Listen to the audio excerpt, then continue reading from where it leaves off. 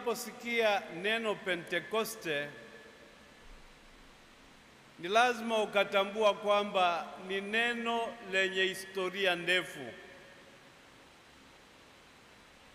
Ni neno lenye maana zaidi ya moja. Kwa asili, zama za watu wapagani walizoea kuadhimisha maadhimisho ya mavuno, ambapo wakulima walimshukuru Mungu kwa zawadi ya mavuno na wafugaji walimshukuru Mungu kwa zawadi ya mifugo. Hiyo nayo ilitambulika kama Pentekoste. Lakini baada ya tukio kubwa la kuokolewa watu wa Israeli kutoka utumwa wa Misri, lile tukio la kuwatoa watu utumwani, la kuwavusha kwenye bahari ya Shamu na kufanya nao agano jangwani, nalo likawa ni Pentekoste ya Wayahudi, ambapo walimshukuru Mungu kwa zawadi ya wokovu, kwa zawadi ya upendeleo, kwa zawadi ya upendo wake kwao. Na ndio maana leo mlisikia kwamba siku ilipokuwa inayoyoma,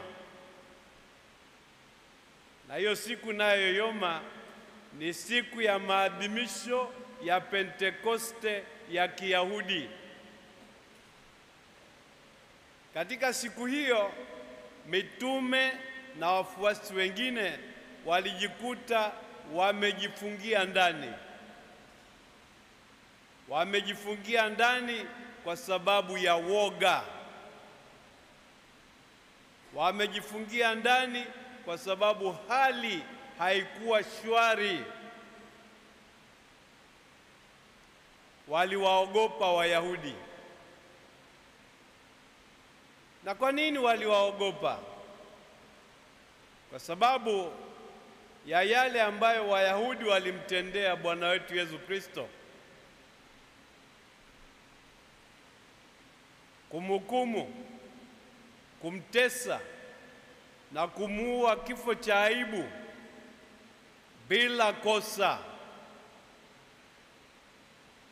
Kumtendea kwa namna ambayo haikuzingatia haki. Yesu aliyeteswa, Yesu aliyekufa, Yesu aliyefufuka hakutendewa haki. Na wewe unayenisikiliza, je, ni mtenda haki? Hilo ni swali ambalo kila Mkristo anapaswa kujiuliza. Katika mazingira hayo ya woga, tukumbuke kwamba kabla ya kuteswa kwake, Bwana wetu Yesu Kristo aliwaahidia wafuasi wake takriban mara 3 kwamba atawapelekea mfariji,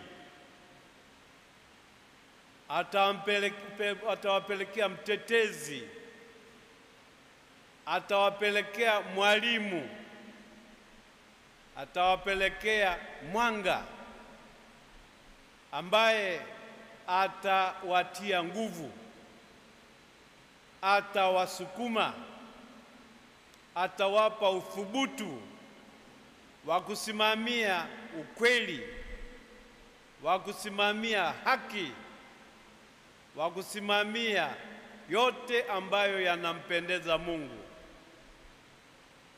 Na siku ya Pentekoste, hiyo ahadi ya Yesu ilitimizwa, kwa sababu mitume wakiwa wamegubikwa na woga, ubaridi, kutokuelewa, walijikuta wanashukiwa na Roho Mtakatifu. Roho Mtakatifu ambaye uwepo wake umedokezwa na mambo mawili. Umedokezwa na upepo uliovuma. Upepo ni kielelezo cha nguvu ya Mungu, uhai wa kimungu, utendaji wa kimungu. Lakini sio hiyo tu, ndimi za moto ziliwashukia